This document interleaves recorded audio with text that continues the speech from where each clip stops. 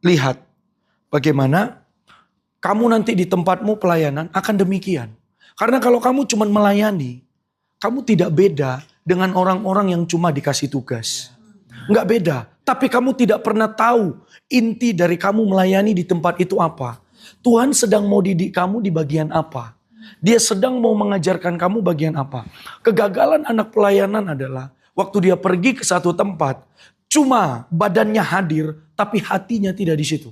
Karena kamu ikut temanmu, ikut ini, tapi kamu tidak pernah mau berdoa sungguh-sungguh. Tuhan mau ngajarin aku apa untuk pelayanan Tuhan. Itu. Aku ini panggilanku di anak muda, Kak. Nah, ada satu orang, waktu aku ngantar mereka pelayanan liburan tahun lalu. Siapa yang pelayanannya agak ke Gedung Songo, ke sana, naik mobil. Kita antar ke sana.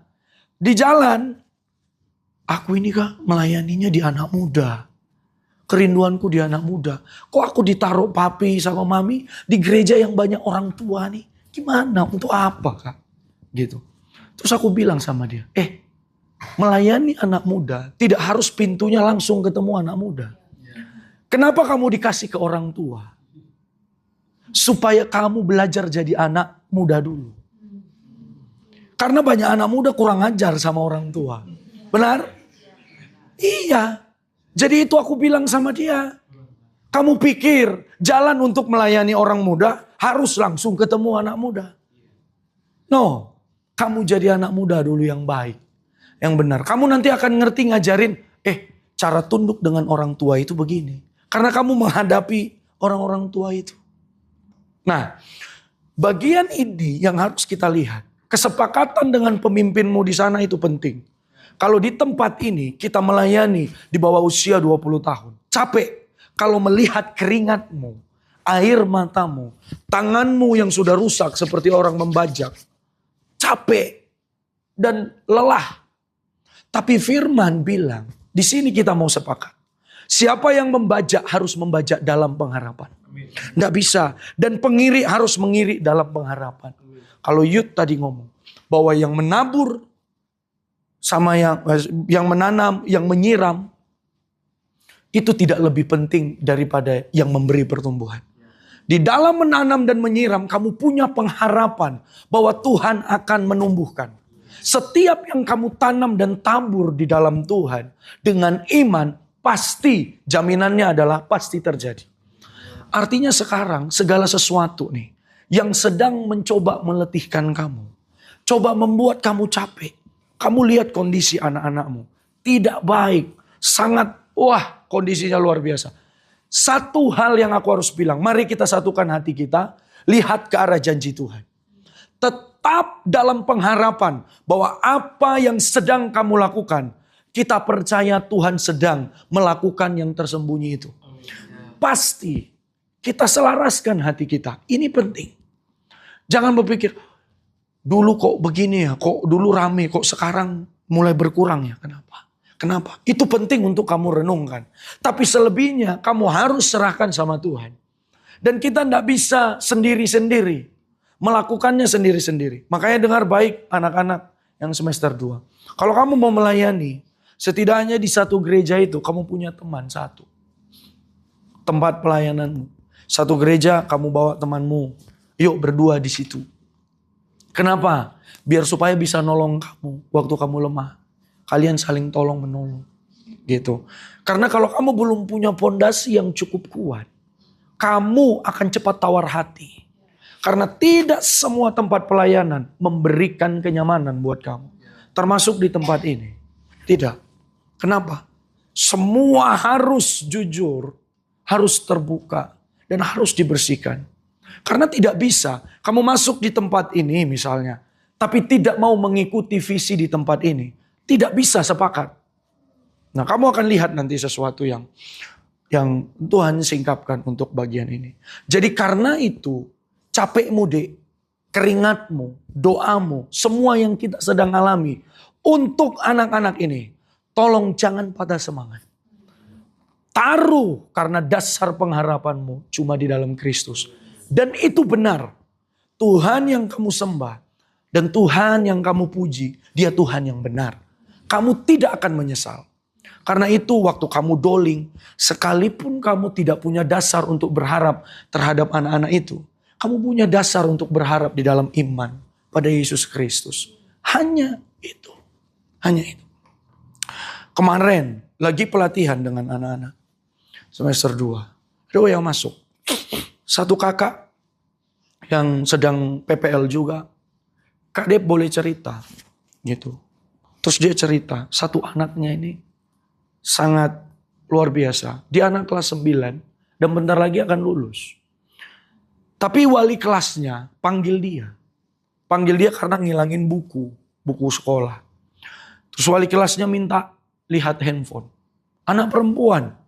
Potongan pendek. Terus buka di WhatsApp. Di aplikasi chatnya. Itu mengejutkan. Dan guru-guru Kristennya kaget. Sama kakak yang PPL ini juga kaget. Terus dia bilang, Kak, ini gimana Kak? Apa itu dia bilang, anak ini ternyata di dalam chatnya itu. Dia pacaran perempuan sama perempuan. Dia suka sama sesama jenis.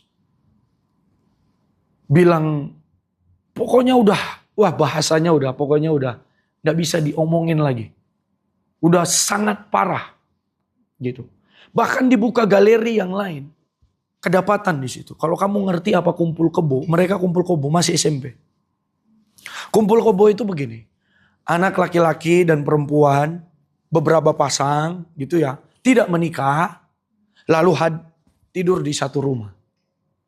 Gitu. Itu. Tapi di dalam situ mereka merokok, mereka minum. Pede dia. Terus buka lagi foto yang selanjutnya. Masih SMP, tidur sama laki-laki. SMP. Aku dengar itu, aku baca itu. Sedih hatiku. Nangis hatiku. Tuhan, kami berdoa setiap minggu bagi kota ini.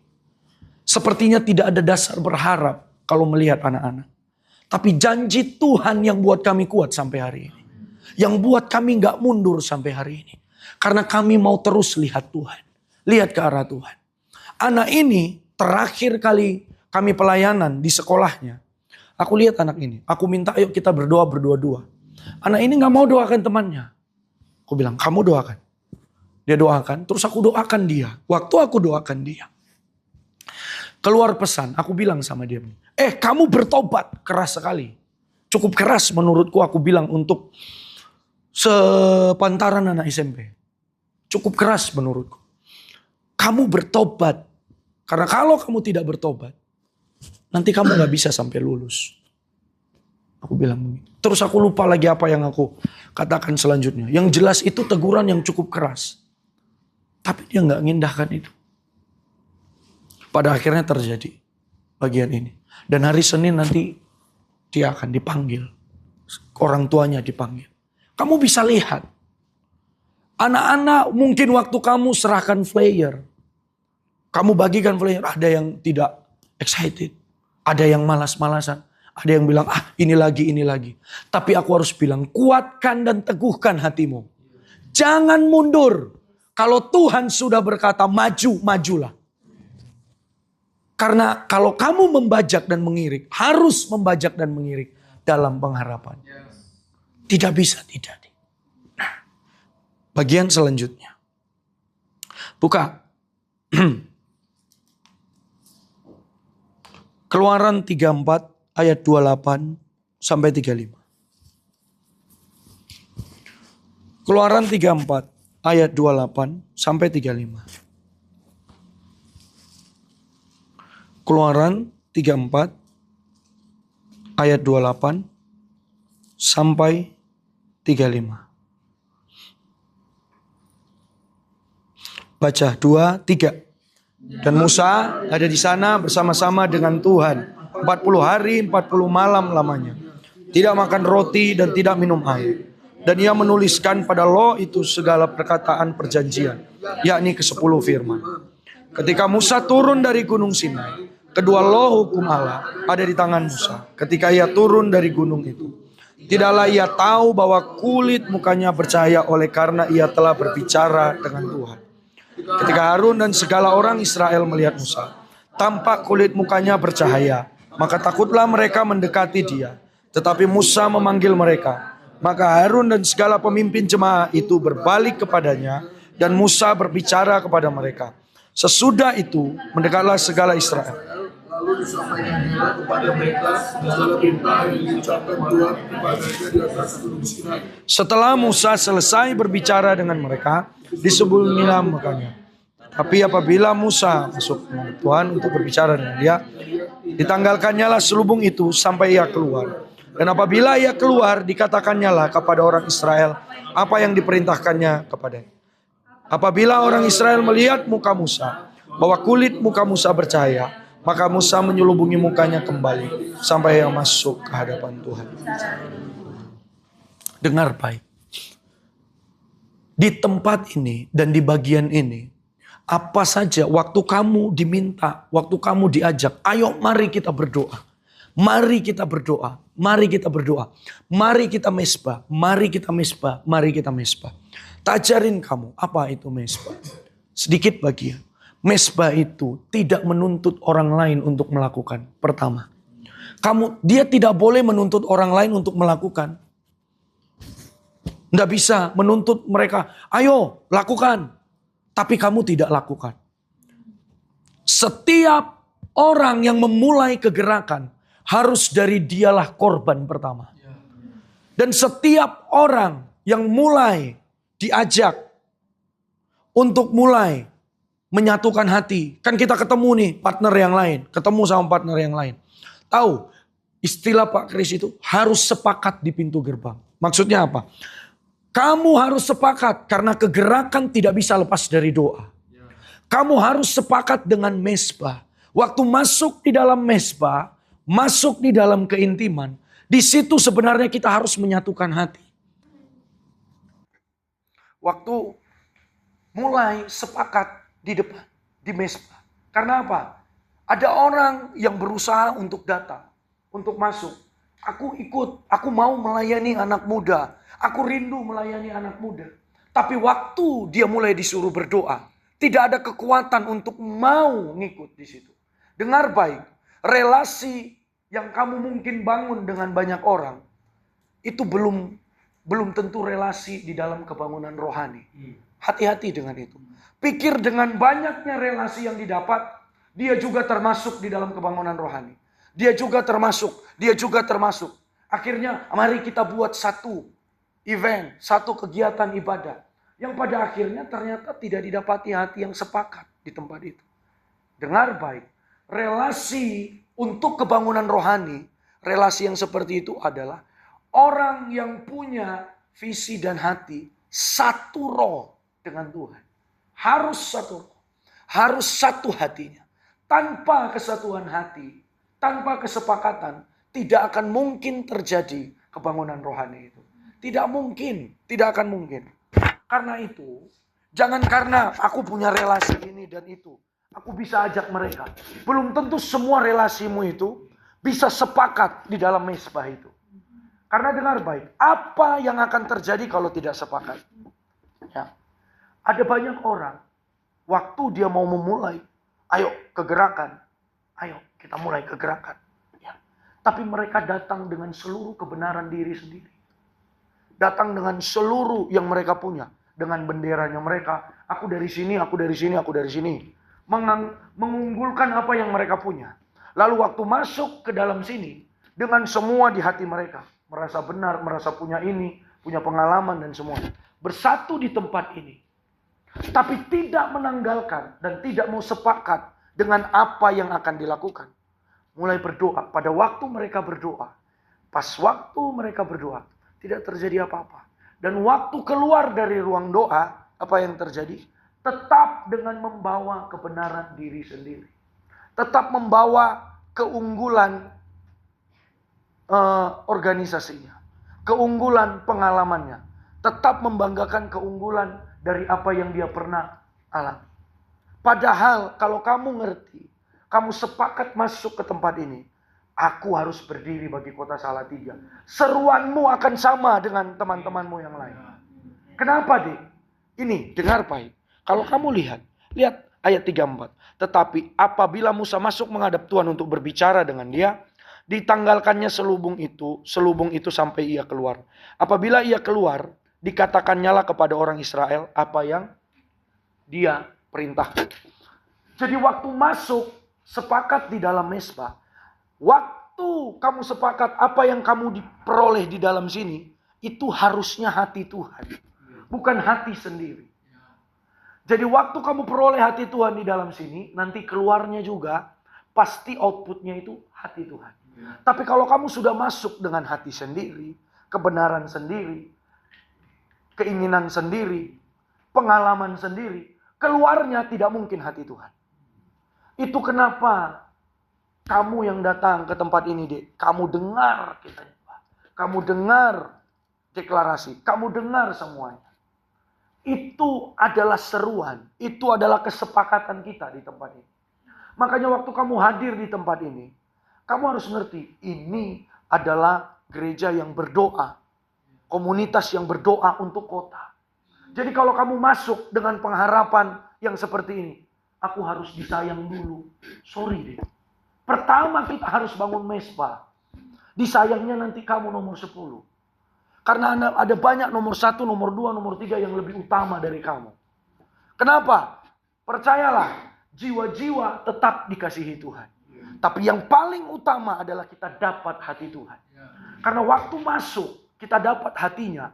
Keluar nanti kita outputnya pasti hatinya. Tidak mungkin tidak. Makanya ini penting.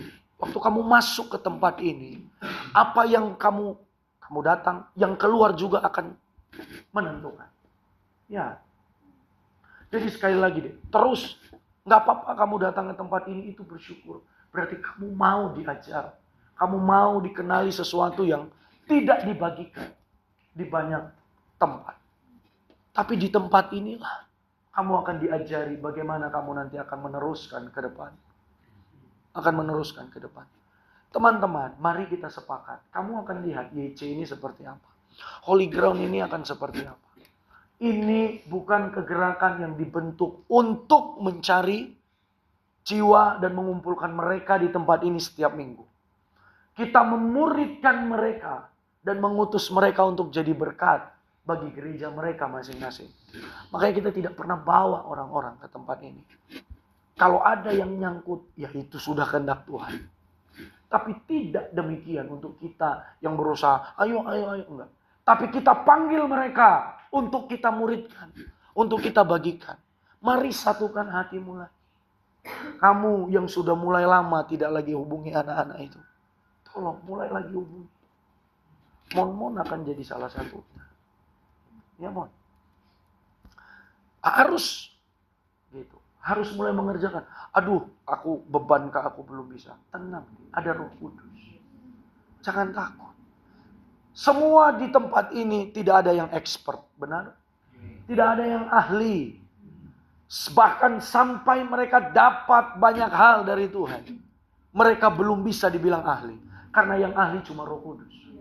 Jadi kalau ada yang nyebut bahwa aku sudah banyak pengalaman di area ini, sesungguhnya dia belum tahu apa-apa. Makanya waktu kamu masuk di satu tempat, Dek, kamu harus lihat mereka ini komunitas yang seperti apa. Sepakat di pintu itu. Kalau kamu masuk di sini berarti kamu akan sepakat dengan mereka. Yang mereka serukan, yang mereka doakan.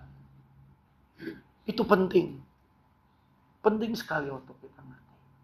Sekarang mari satukan hati kita. Seruan-seruanmu di dalam doamu. Jangan berhenti untuk berdoa bagi sekolah-sekolah yang sekarang kamu pegang. Bagi teman-teman yang sekarang ini sedang lemah imannya. Mungkin sedang digocoh dia. Sedang diobrak-abrik dia. Sedang mau dicuri banyak hal dalam hidupnya. Tapi kamulah penjaga untuk anak-anakmu dan saudaramu. Jangan pikir, aduh semuanya biar yang pemimpin-pemimpin di atas saja. Biar KOC, Kak Oscar. Biar Kak Yos aja, biar papi mami. Enggak. Bagianmu kalau di tempat ini, berarti itu juga termasuk punyamu. Nggak bisa. Tidak. Nanti kita akan berdoa sungguh-sungguh bagi Salatiga, buat Holy Ground. Seperti yang Papi sampaikan di grup, minta penambahan jiwa-jiwa. Itu sudah tepat. Minta seperti yang Tuhan janjikan. Seperti yang Tuhan janjikan. Ya. Tidak bisa dengan kebenaran diri sendiri. Dan dengar baik, kalau kamu masuk ke tempat ini dan mau mesbah tapi hatimu bercabang, tolong selesaikan. Supaya kamu bisa fokus dan sepakat satu suara dengan semua yang akan dideklarasikan dan dinyatakan. Amin. Nah, bagian selanjutnya. Sepakat dalam janji. Roma 9 ayat 9.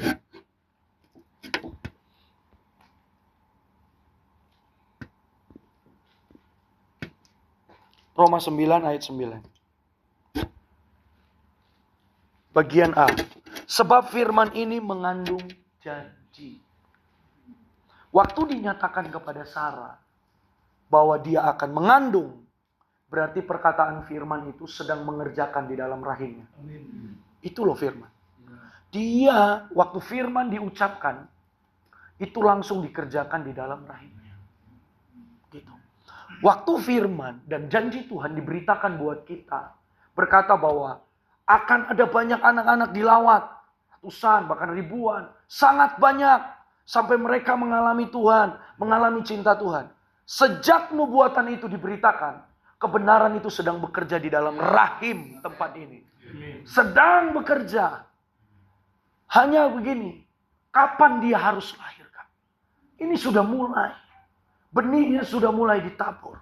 Sudah banyak. Tapi jangan pernah kamu merasa, kami udah paling banyak nabur di Salatiga. Kok bukan kami yang menuai?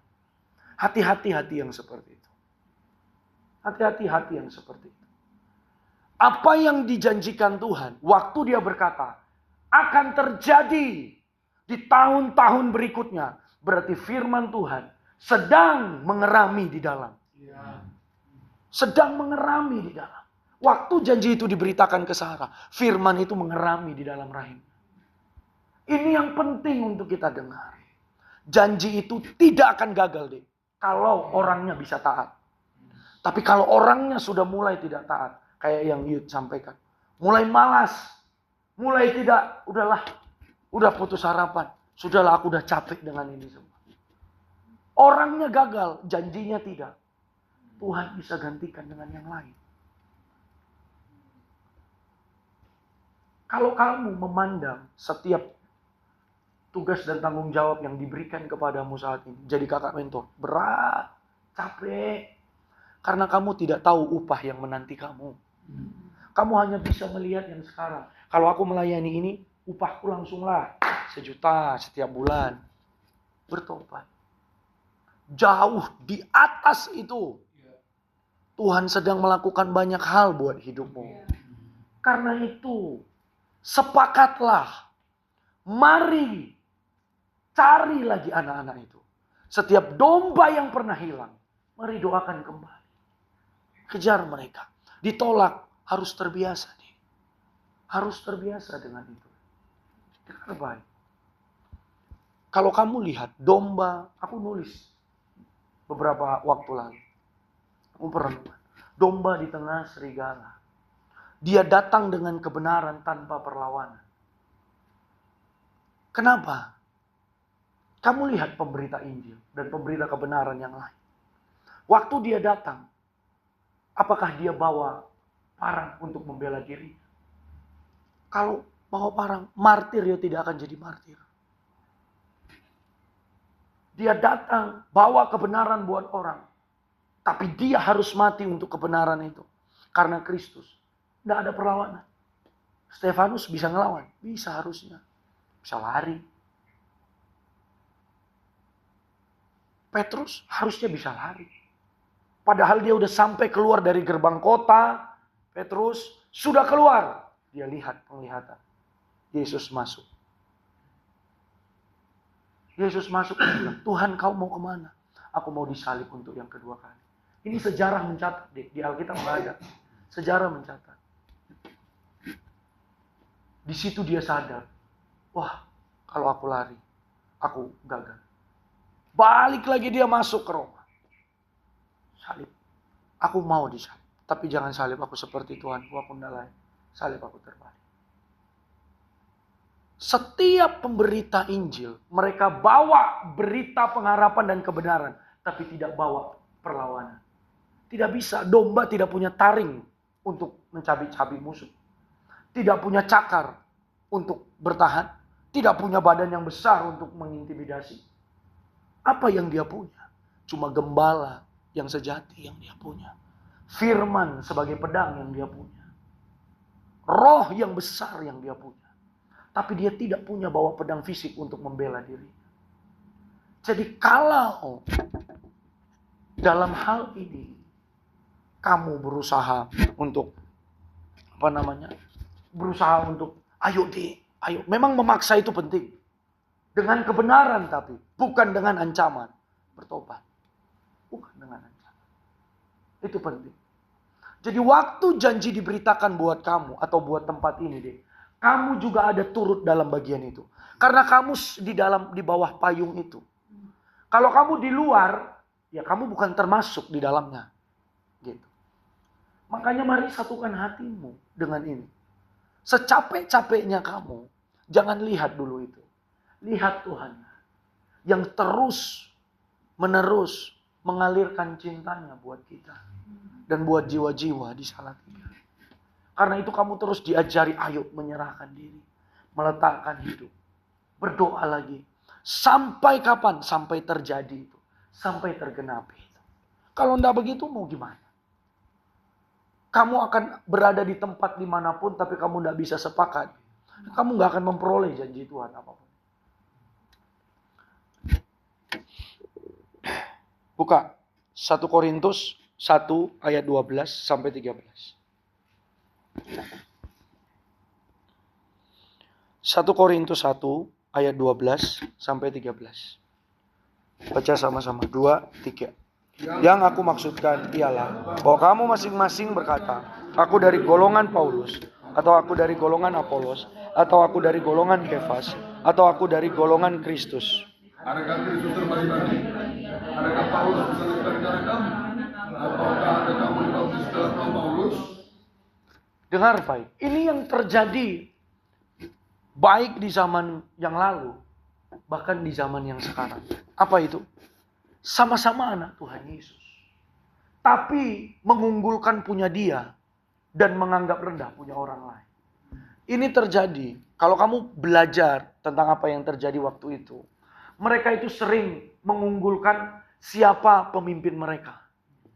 Pemimpin mereka sering mengunggulkan itu. Bahwasannya ya pengajaran pemimpinku jauh lebih hebat daripada pemimpin. Yang lain akan berkata, wah kamu itu sudah terlalu modern. Meninggalkan nilai-nilai tradisional. Yang satu lagi, aku tidak butuh pemimpin yang lain. Aku cuma bisa langsung ke Tuhan. Tidak butuh yang lain. Itu. Paulus, Apolos, Kefas, Kristus. Banyak orang ada di situ. Tapi aku harus berkata kepadamu hari ini. Jangan biarkan hatimu sombong tentang apa yang kau punya saat ini. Atau di mana kamu berada saat ini. Penting untuk engkau ngerti bahwa kebangunan rohani tidak hanya untuk satu kelompok penggerak. Untuk orang-orang di luar sana yang Tuhan taruh hatinya. Karena yang mencari hati Tuhan bukan cuma kita. Jadi untuk itu kamu perlu hati yang besar di tempat ini. Waktu ada orang yang mulai kegerakan. Mungkin mesbahnya tidak seperti kita. Tapi jangan pernah gunjingi mereka. Apa yang kamu bisa lakukan? Kamu bisa memberkati apa? Kalau kamu bisa memberkati kebenaran buat mereka, mengupgrade mereka, silakan berkati. Kalau mereka sedang mau buat event atau kegerakan atau apapun, ya toh, kalau kamu digerakkan untuk berkati dengan uang, berkati mereka. Tapi jangan pernah menganggap bahwa komunitasmu yang paling benar. Hati-hati itu. Nggak bisa. Kalau kita sudah merasa bahwa kita yang paling benar. Kamu sedang membagi-bagi Kristus. Sedang memilah-milah. Bahwa tangan jauh lebih penting dari kepala. Mata jauh lebih penting dari kaki. Makanya dia bilang, adakah Kristus terbagi-bagi? Karena kesombonganmu yang akan menutup pintu itu. Itu yang akan menutup. Makanya jangan biarkan. Kalau kamu sudah ngerti, di dalam kedalaman nih. Kamu sangat dalam. Dalam kedalaman. Beda pokoknya, orang bisa lihat kualitasnya. Bahkan sampai guru itu, ya kita sama-sama bersuka cita. Kakakmu 2, PPL di Kak Misael sama Kak Ripka. Nih, dengar adik-adik tingkat. Ya.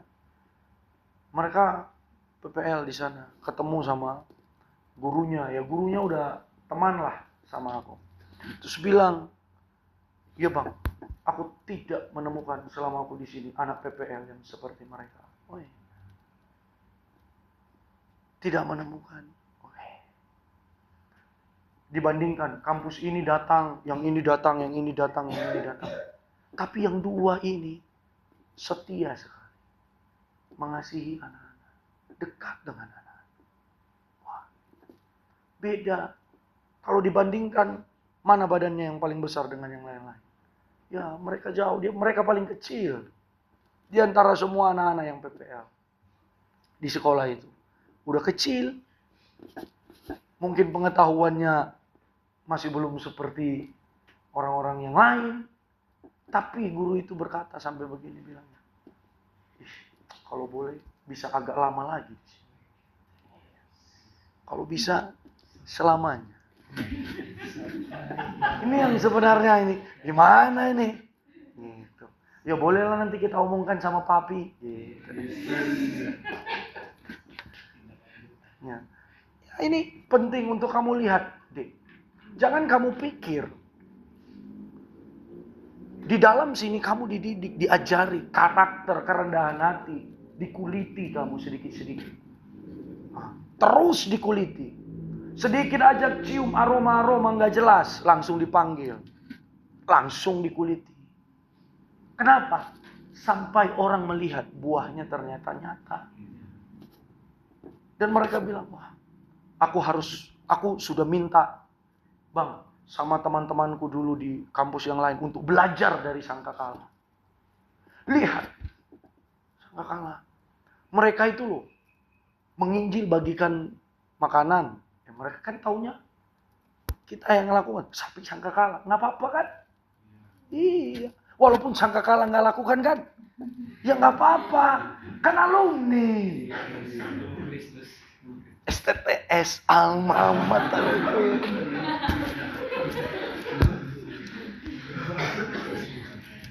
Yang terkenal siapa? Yang wah, Sangkakala luar biasa. Apakah sakit hati? Tidak. Bersyukur Tuhan, makasih. Karena tempat di mana dulu aku dibesarkan, dipanggil, setidaknya aku tidak menjelekkan namanya. Wah, ternyata masih relevannya bang, penginjilan. Kita ceritakan bagaimana kalian penginjilan. Begitu ya bang, lihat mujizat. Iya bang, sampai begitu. Lihat masuk ke sekolah-sekolah. Dia kaget dan dia bilang, wah, luar biasa memang Sangkakala. Tuhan Yesus yang luar biasa. Sangkakalanya enggak bang. Tapi ada kan bang, di Sangkakala yang jadi malaikat maut? Ada. Loh, karena di kampusku yang kemarin itu kan, waktu aku masuk awal aku pikir malaikat kudus bang. Ternyata malaikat maut semua bang. Ada bang, nggak apa-apa.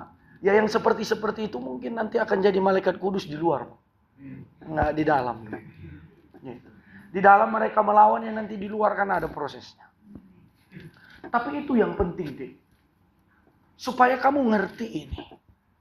Bahwa waktu kamu masuk dididik, kamu dihajar, kamu dipukul. Supaya kamu ngerti prinsip di dalam melayani. Makanya kalau kamu sudah ada di sini, jangan sombongkan. Oh aku di Oikos besar busung dadamu begini. Tidak ada yang lebih, nilainya lebih dalam daripada tempat ini. Bertobat. Kamu sedang berusaha membagi Kristus itu. Kamu sedang mengatakan begini, bahwa tangan lebih penting dari kepala. bahwa tangan lebih penting dari kaki.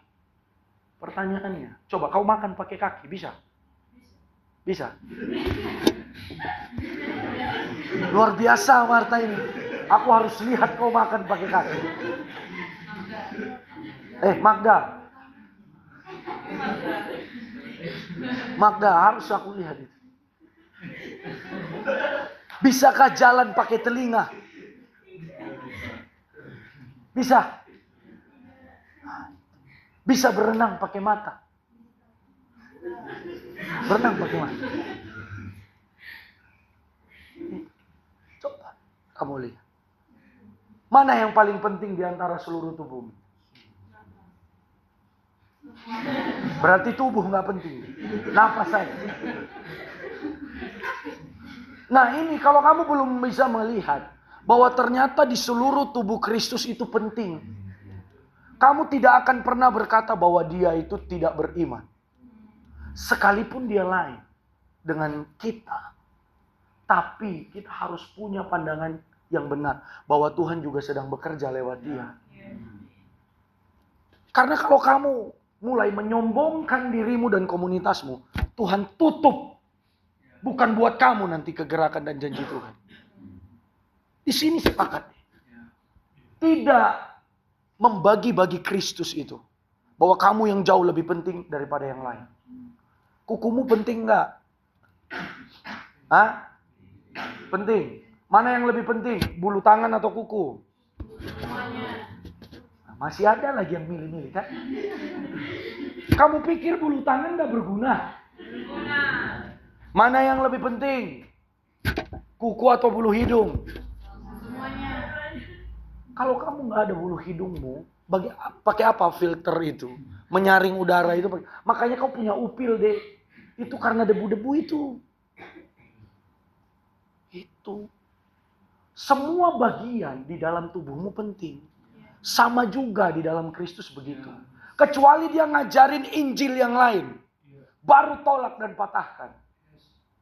Tapi selagi yang diajarin adalah Kristus Tuhan dan Juru Selamat. Terima itu. Itu. Jadi jangan kamu bagi-bagi Kristus sendiri. Menganggap bahwa kamu yang paling penting. Melihat nanti komunitas yang sana. Tidak seperti kita.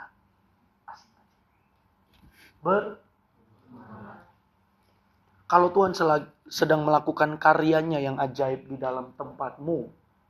Bagaimana caranya? Yang kamu terima, kamu alirkan ke sana. Berelasi itu begitu. Mengkamirkan.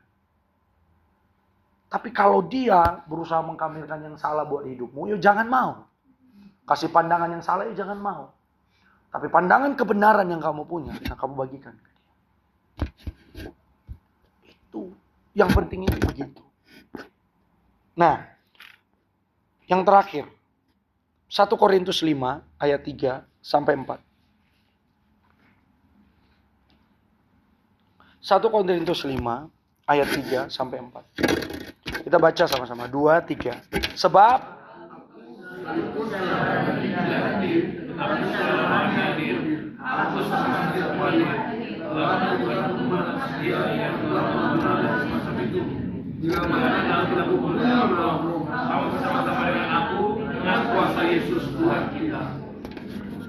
kalau kamu baca tentang konteksnya, kamu akan mengerti nanti.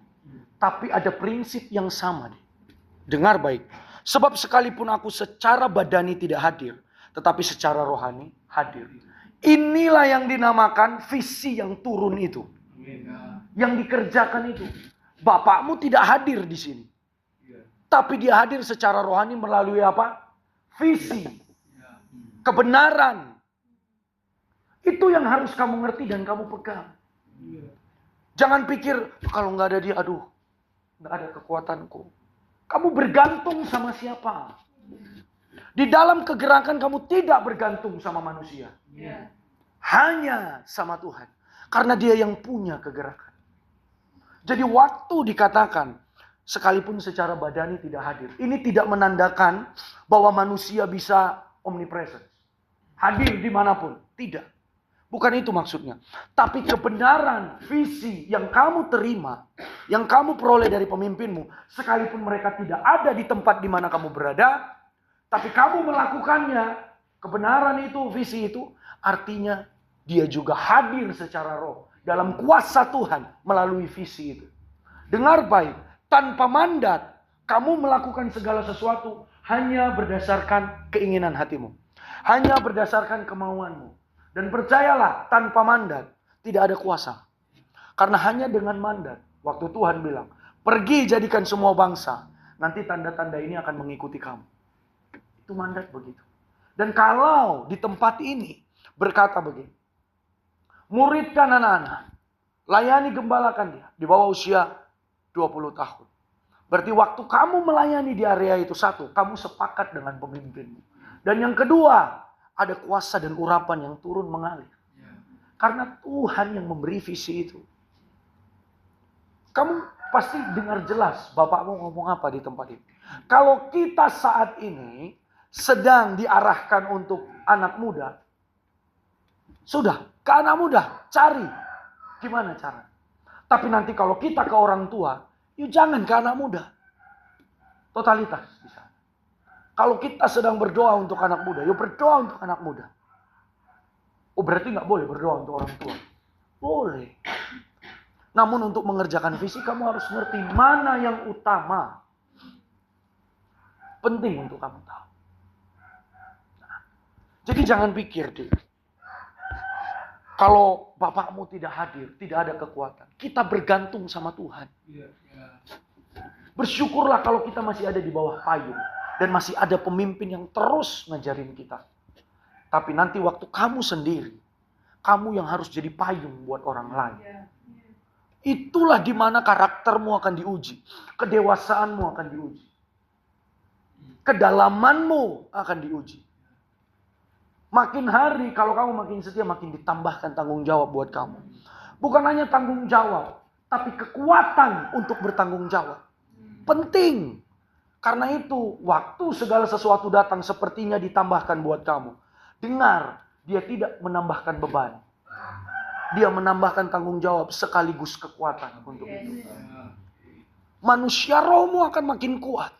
Kekuatan di manusia rohmu yang bisa membangkitkan kakimu ini. Kamu bisa lihat hamba-hamba Tuhan. Oma Evi contoh. Dituntut ke depan. Tapi waktu beritakan firman, jalan sini sana dia. Tapi nanti selesai firman, minta lagi dituntun. Logik? Enggak. Tapi itu kuasa firman. Waktu dia berotoritas pada orang yang dia beri mandat, roh yang di dalam kamu memanifestasikan kuasanya untuk membangkitkan kakimu, membangkitkan hikmat dalam dirimu, memberi kamu kebijaksanaan untuk berkata-kata, memberi kekuatan bagi tanganmu, memberi kamu kreativitas walaupun kamu tidak ngerti kreativitas. Waktu kamu berada di bawah mandat. Dan jangan pikir deh, mandat itu nanti di lain kesempatan kalau digerakkan, kamu akan lihat bagaimana mandat itu bekerja di bawah otoritas. Sangat luar biasa. Makanya tak ajarin kamu. Ini tak ajarin kamu sama pemimpin. Dengar baik, pemimpin bukan untuk dikultuskan. Pemimpin tidak hebat, tidak lebih dari Kristus. Dengar baik ya. Artinya begini. Hormatilah dia. Kasihilah dia. Tapi tidak lebih dari kamu mengasihi Yesus.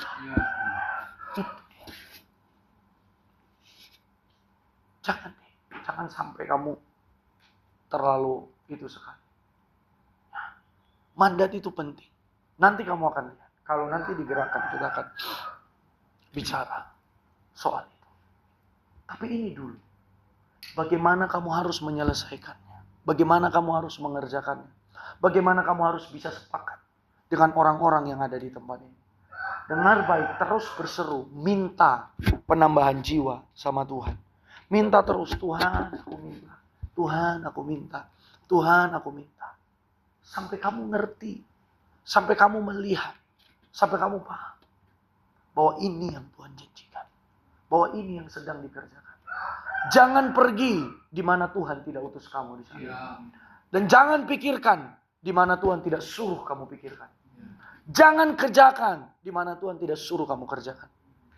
Jangan pernah. Jangan pernah. Karena itu penting untuk kamu ngerti. Nih, tak ajar. Kalau kamu sama pemimpinmu, Femida, kamu bisa nggak buat ini? Saya begitu. Kamu bisa nggak buat ini? Atau kamu mau nggak pelayanan ke sana, melayani di sana, melayani di sana? Tak ajarin kamu. Oh, bisa Pi. Tapi kalau aku nggak begitu kan? Dep, ya. Bisa nggak nanti kamu melayani di sana? Papi minta atau ngutus? Papi ini minta atau ngutus? Oh ya, kamu kuutus ke sana ya? Siap. Kamu akan ngerti. Mandat. Kalau kamu paham ada berkat lewat mandat itu, kamu tidak akan mau cuma, oh ya bisa, oh ya bisa. Tapi hatinya itu ikut di kamu. Kerinduannya itu ikut di kamu. Apa yang dia katakan itu ikut di kamu. Makanya nanti kehadiranmu itu di sana representasi dari pemimpinmu. Dan kamu ada di tengah jiwa-jiwa representasi dari warga kerajaan surga. Itu dia. Menggambarkan dari mana kamu.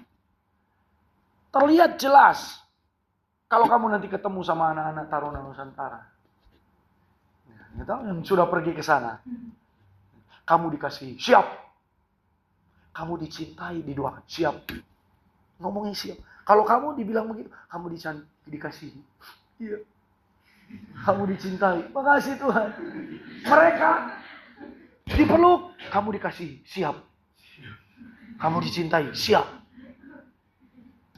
Jadi kelihatan antara anak STT dengan anak dari sana, waktu didoakan, ngerti nanti siapa ini siapa juga. Kelihatan mereka sejawab siap, siap. Kamu mau kemana? Siap, ke sana. Ada siapnya. Nah, kalau ditanya yang lain, kamu mau kemana? Ke sana dulu. Beda. Ngerti budayanya itu seperti apa? Ngerti. Nah ini, coba kamu lihat dirimu. Makanya nanti kamu akan kelihatan, kamu itu dari mana? Orang ngerti. Kalau kamu berasal dari dunia, orang ngerti nilai-nilaimu. Tapi kalau kamu berasal dari kerajaan sorga, nilai-nilaimu itu, orang kamu ngomong aja, kok lain? Lain orang. Lain dia. Orang bisa tiba-tiba aja tertarik dengan kamu, pengen dengar kamu terus. Karena sesuai dengan apa yang masuk dalam hidup. Ya. Mari kita sepakat di tempat ini teman-teman. Mari kita satukan hati kita untuk bagian ini. Ya, Holy Ground dan YC bukan milik tempat ini. Milik Tuhan.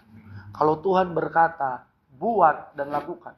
Dan kita melakukan ini, apakah timbul dari kerinduan? Bukan itu pertama. Karena ada orang yang berdoa, melihat ini. Dan menubuatkan ini. Dan mulai digenapi lewat dari situ. Sekarang, mari kita panggil. Mari kita doa. Mari kita perkatakan di dalam roh. Tarik mereka. Perkatakan seperti yang Tuhan janjikan. Kalau kamu mulai rasa suam-suam, tolong berdoa pribadi. Minta iman sama Tuhan. Kalau tidak bisa, kalau misalnya kamu masih, Tuhan aku butuh. Datang, aku udah ajarkan ke kamu.